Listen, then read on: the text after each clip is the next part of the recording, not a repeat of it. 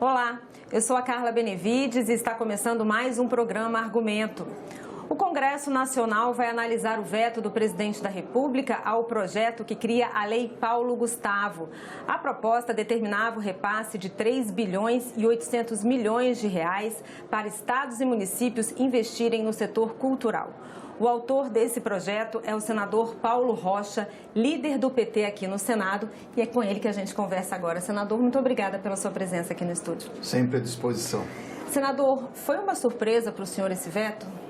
Não, nós já, da forma como o governo agiu no período da aprovação, nós já estávamos esperando que viesse do setor, principalmente do setor cultural, através do secretário da Cultura, Frias. Ele fez tudo para não ser aprovado.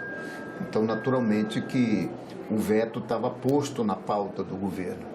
E o que nós temos que fazer agora é reagir para buscar a derrubada desse veto. Um dos argumentos do governo é que, para vetar a proposta, é que o projeto fere a lei de responsabilidade fiscal, porque não há aí uma compensação no teto de gastos e também porque o setor já tinha sido contemplado com a lei Aldir Blanc. O que o senhor acha desses argumentos do governo? De onde viriam esses recursos? Há mesmo essa falta de compensação? Primeiro que é preciso compreender o que é o projeto. O projeto é uma emergência a um setor importante do povo brasileiro e também da economia do nosso país. Só para você ter uma ideia, a cultura emprega cerca de 5,8% do setor de trabalhadores, de artistas que têm atuação no setor cultural. E, ao mesmo tempo, que significa que é 2,87% da economia do PIB brasileiro. Com a pandemia, isso teve um impacto muito forte. Teve uma perda de cerca de 1 milhão de empregos, né? Então, a Lei Paulo Gustavo é um socorro emergencial de um fundo que é deles. O governo segurou este fundo, né? E usa o resultado da aplicação do fundo, que é os 4,3 bilhões, que ele segurou lá. Nós estamos apenas transferindo para os estados e municípios aplicarem por causa, e é do resultado, né, que ele estava usando para superávit primário. Então, não quebra a lei da reforma fiscal, não provoca a ultrapassagem do teto, não quebra a chamada lei chamada ouro, lei do ouro, enfim. Então, os argumentos que o governo usou para vetar, os argumentos técnicos são todos furados, são todos argumentos que nós fizemos, inclusive, a lei baseada e respeitando exatamente a lei de responsabilidade fiscal, a lei a regra de ouro, enfim. Então, não tem, nem quebra o teto, porque isso sai de um processo de aplicação do Fundo Nacional de Cultura, que este fundo é do setor e, portanto, tem que ir para o setor. Já que o governo federal não aplicou, nós estamos transferindo para os estados e municípios aplicarem. E tem uma coisa, que foi tão forte este processo que o Congresso Nacional aprovou por unanimidade. Então, a lei, não só ela foi aprovada dentro das regras fiscais, mas como também vai com a força do Congresso Nacional. A última votação aqui no Senado Federal foi de 74-0, né? Nem a base do governo votou, porque entendia que era uma lei justa e que ia socorrer um setor importante do nosso país, a cultura, mas também que tem reflexo na economia. Senador, vamos lembrar só um pouquinho. O projeto foi aprovado aqui no Senado, foi para a Câmara e lá ele sofreu duas alterações. Uma que dava, à Fundação Nacional de Cultura o poder de decidir para onde iria esse dinheiro e outra que mexia com a comunidade LGBTQIA+. Aí, quando voltou para o Senado, os senadores rejeitaram essas alterações que foram feitas na Câmara. O senhor acha que esse também foi um dos motivos do veto do presidente, não ter acatado essas mudanças que foram feitas na Câmara? Absolutamente, absolutamente. O que nós aprovamos aqui, inclusive por unanimidade, aliás, foi 68-5, né? E estava todas claro ali. A questão da população LGBTQIA+, é que também faz cultura no nosso país. Então está respeitando todos os setores religiosos, culturais, artistas de todas as cores, de todas as religiões, etc. Por que um setor tem que ser eliminado? Então nós retomamos o direito desse setor fazer cultura no nosso país. Por outro lado, a questão da intervenção do Ministério Federal, do Governo Federal, lá no Estado, era totalmente inconstitucional, já que a federação, existe uma federação, a federação tem as suas independências.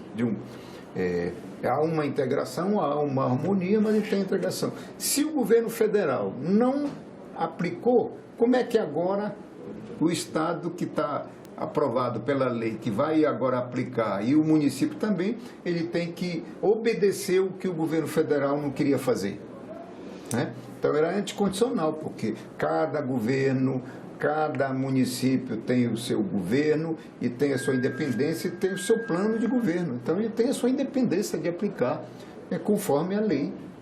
Diz claramente, a lei é muito clara quando diz, tem que aplicar tanto para a cultura de modo geral, tem que aplicar tanto para o audiovisual, tem que aplicar tantos para a recuperação de salas de cultura, cinema, etc. Então está muito claro as regras lá de aplicação.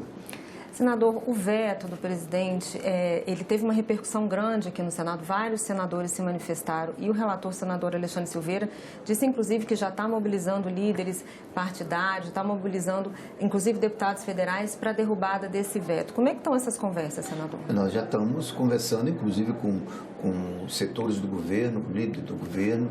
Aliás, o líder do governo, o senador, aqui foi o relator na primeira votação, né? Então ele está muito comprometido e já passa, nós estamos já em articulação para ele dialogar lá com os setores do governo, para a gente colocar, estamos dialogando também com o presidente do Senado, que é quem convoca o Congresso, para que convoque logo, durante o mês de abril ainda, para que a gente paute a aprovação, o veto, e tem toda uma mobilização de derrubada do veto. Inclusive, os comitês, e essa lei mobilizou o conjunto dos setores culturais, criando inclusive comitês em cada estado, em cada cidade. Então esse pessoal já está mobilizado no sentido de dialogar com os nossos parlamentares para poder derrubar o veto, que foi uma lei que foi aprovada por ampla maioria, e aqui no Senado a última votação foi inclusive de 74-0. Portanto, é uma vontade muito forte do Parlamento brasileiro. Então essa mobilização para a derrubada do veto vai contar também com o setor cultural? Eles devem vir aqui fazer algum tipo de pressão? Todos já estão mobilizados e dialogando, pressionando, chamada pressão democrática, mas é fundamental para que a gente sensibilize os nossos parlamentares, quer seja deputados federais e senadores, para a gente derrubar este veto. Queria que o senhor falasse, só para a gente finalizar, senador, da homenagem que foi feita ao humorista Paulo Gustavo, que morreu em função da Covid-19. Essa lei ganhou o nome dele, esse projeto de lei. Além de ser um grande artista, né, que vem da cultura mais popular, ele morreu exatamente do período da Covid, e para homenagear não só ele como um grande artista, mas como também foi consequência deste momento difícil que está vivendo no nosso país, que impactou através de morte de milhares, né, de homens e mulheres do nosso país, mas como também matou artistas importantes, setores culturais, da cultura muito importante. E com isso nós queremos valorizar, até porque era uma lei emergencial para socorrer a cultura do nosso país. Eu falei que ia finalizar, mas ainda tenho uma última pergunta. O senhor falou da tranquilidade que foi votar aqui no Senado. Para derrubar o veto, são necessários 41 votos no Senado e 257 na Câmara. O senhor acha que é tranquilo conseguir derrubar esse veto, esse número de votos? Pela força com que nós aprovamos, nós estamos contando do que com isso também se transforma numa força, e nós queremos derrubar o veto aqui, principalmente no Senado, por unanimidade. Tá certo, senador. Muito obrigada pela sua participação, pela sua entrevista.